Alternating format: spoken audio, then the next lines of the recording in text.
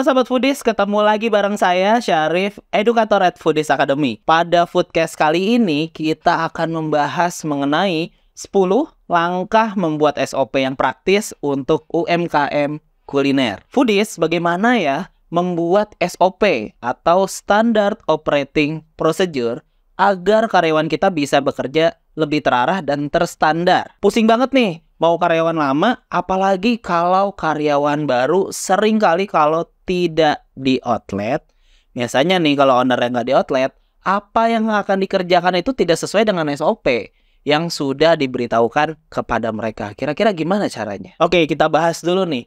SOP dalam bisnis kuliner memang menjadi kunci penting bagi pebisnis kuliner. Banyak sekali bisnis kuliner yang akhirnya gagal, walaupun awalnya ramai. Nah, ini dikarenakan SOP yang tidak berjalan dengan baik. Sering kita temukan nih, ketika makan di brand A cabang X rasanya enak.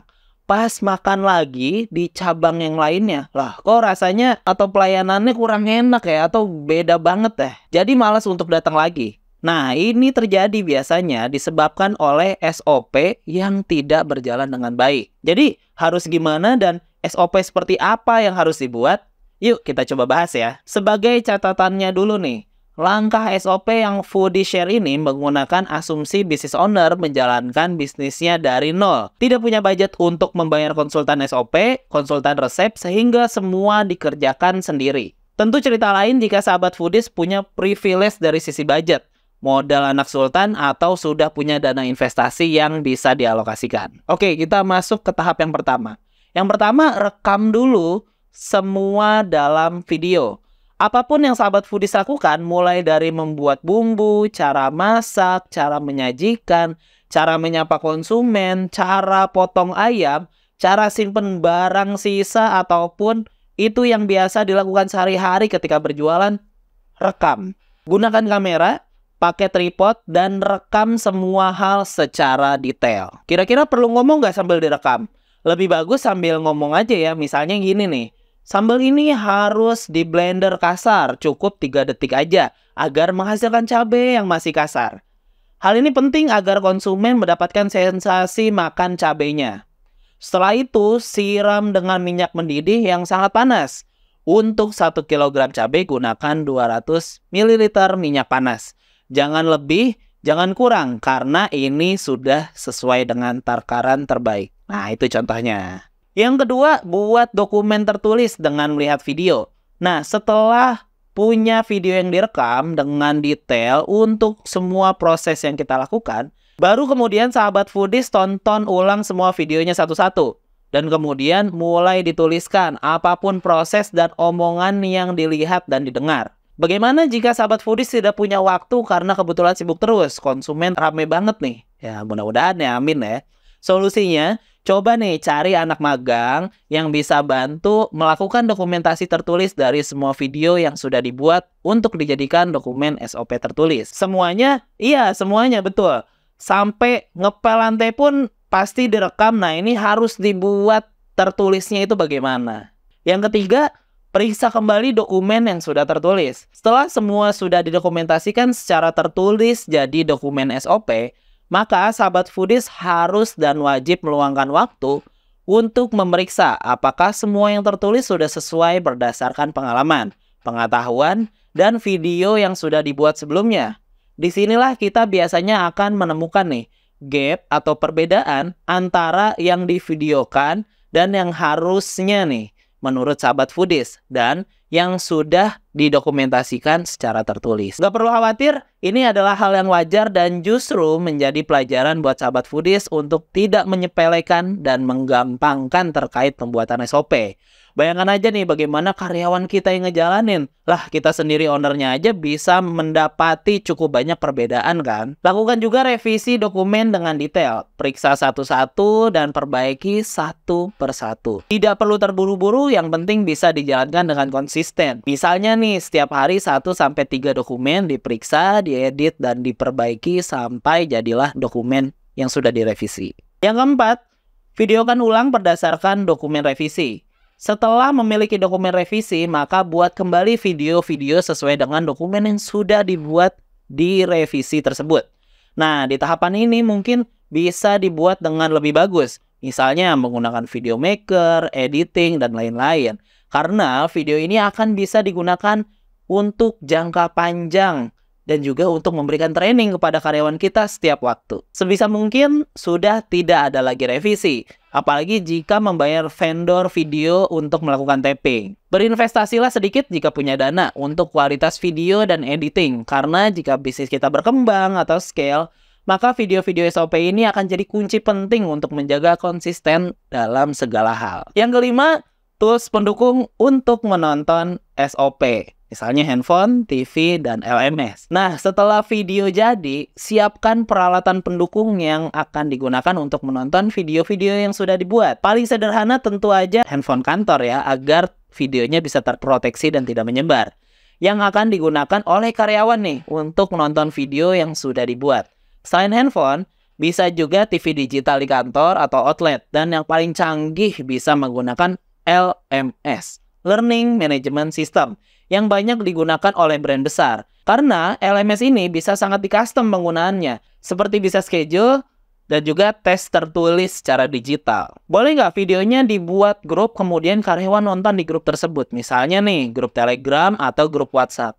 Ya, sebetulnya bisa-bisa aja, tapi resiko filenya tersebar bisa cukup besar. Jadi, menggunakan inventory atau peralatan dari kantor aja. Minimal kita bisa kontrol nih, dan dijaga kerahasiaannya. Yang keenam, testing, nonton, dan praktek. Di tahap awal, setelah video jadi dan sudah ada tools untuk menontonnya, coba lakukan testing. Bisa untuk karyawan baru misalnya. Untuk menonton, dan kemudian mempraktekkan apa yang sudah dibuat di dalam video. Lihat dan pelajari hasilnya seperti apa. Apakah yang sudah menonton bisa mempraktekkan apa yang ditontonnya dengan baik? Apakah ada yang perlu diimprove agar bisa lebih baik lagi hasilnya atau bahkan perlu diulang videonya? Logikanya nih, apa yang dipraktekkan persis sama dengan yang ditonton akan menghasilkan output yang sama, kecuali kendalanya memang dari SDM-nya. Misal nih, memang si karyawan A ini ada kekurangan dari sisi kemampuan atau memang ada keterbatasan secara fisik. Yang ketujuh, buat schedule nonton SOP secara rutin dan tes tertulis. Jika semua sudah berjalan lancar, pastikan juga kita buat schedule rutin untuk menonton SOP di setiap bagian. Karena kunci konsistensi adalah pengulangan. Misalnya nih, kasir harus nonton video setiap hari sebelum buka outlet. Karyawan servis juga sama nih, harus nonton sebelum buka outlet. Dan juga semua bagian dalam bisnis kuliner kita. Selain schedule rutin, lakukan juga audit dan tes secara berkala. Misalnya setiap 1 bulan sekali untuk memastikan seluruh karyawan memang memahami SOP yang ada. Serta juga hafal dengan apa yang mereka lakukan setiap harinya. Tesnya bisa dibuat sederhana aja, misalnya untuk karyawan servis. Lap meja harus berwarna apa nih? Wah, ini kita kasih pertanyaan. Atau pertanyaannya seperti ini. Tuliskan urutan membersihkan meja. Nah, ini kan bisa melatih kemampuan menghafal mereka. Yang kedelapan, buat KPI, reward, dan punishment. SOP hanya berjalan jika dikontrol dengan ukuran kerja, Key Performance Indicator. Reward, penghargaan, serta punishment atau konsekuensi, di mana ini melekat ke karyawannya. Nah, jadi sahabat foodies wajib tentukan apa KPI masing-masing karyawan dan tim, serta apa reward dan punishment-nya. Karena jika nggak ada, akan ada karyawan yang mengabaikan atau tidak serius menjalankan SOP-nya. Simpelnya ya, nggak dijalanin aja nggak apa-apa kok, santai aja lah, ngapain ribet-ribet. Nah, contohnya gitu. Contohnya nih ya, untuk karyawan servis area konsumen, KPI-nya bisa dari review atau survei konsumen terhadap keramahan, kebersihan, dan kecepatan layanan. Jika dalam 1 bulan ada 100 review konsumen, maka target mereka nilainya harus 4 nih. Kalau nilainya 1-5 atau mencapai 90% yang artinya konsumen sudah puas. Maka tim dan individu akan mendapatkan tambahan bonus senilai sekian misalnya. 9. Review secara berkala. Pastikan SOP dan implementasinya selalu direview secara berkala. Catat berbagai masukan, masalah, komplain yang terjadi di lapangan untuk kita lihat apakah masalah di SOP atau di implementasinya atau di SDM-nya. Atau bisa jadi muncul sesuatu yang belum di SOP-kan. Sehingga perlu banget nih untuk segera kita buat SOP-nya. Tapi dengan SOP sudah dalam bentuk video, kita tidak perlu tim yang besar untuk melakukan review dan retraining. Karena semua sudah dalam bentuk digital, yang artinya biayanya bisa lebih kecil. Yang 10 yang terakhir, pengawasan lapangan yang ketat. Biarpun SOP sudah berjalan dengan baik, pengawasan tetap harus dijalankan secara rutin, baik internal yang dilakukan oleh manajer, supervisor, area manager, atau ownernya sendiri, maupun pengawasan dari outsource misalnya ke pihak ketiga. Seperti meng-hire lembaga riset untuk melakukan mystery shopper misalnya. Nah, teman-teman, inilah 10 langkah membuat SOP untuk teman-teman UMKM dan UKM yang langsung bisa banget dipraktekkan. Yuk segera action buat SOP kita jadi lebih baik. Sahabat Foodies, terus tungguin video terbaru kami ya. Silahkan di subscribe YouTube Foodies Channel. Jangan lupa untuk like, komen, dan share video ini sebanyak-banyaknya, agar makin banyak juga yang bisa mendapatkan manfaatnya. Jangan lupa subscribe di Foodies YouTube channel, di tombol subscribe agar kita bisa mendapatkan update berbagai video terbaru dari Foodies dan juga share ke berbagai grup video-video pembelajaran dari Foodies. Ikuti kelas-kelas Foodies terbaru dan sekolah bisnis kuliner, kunjungi www.foodies.id.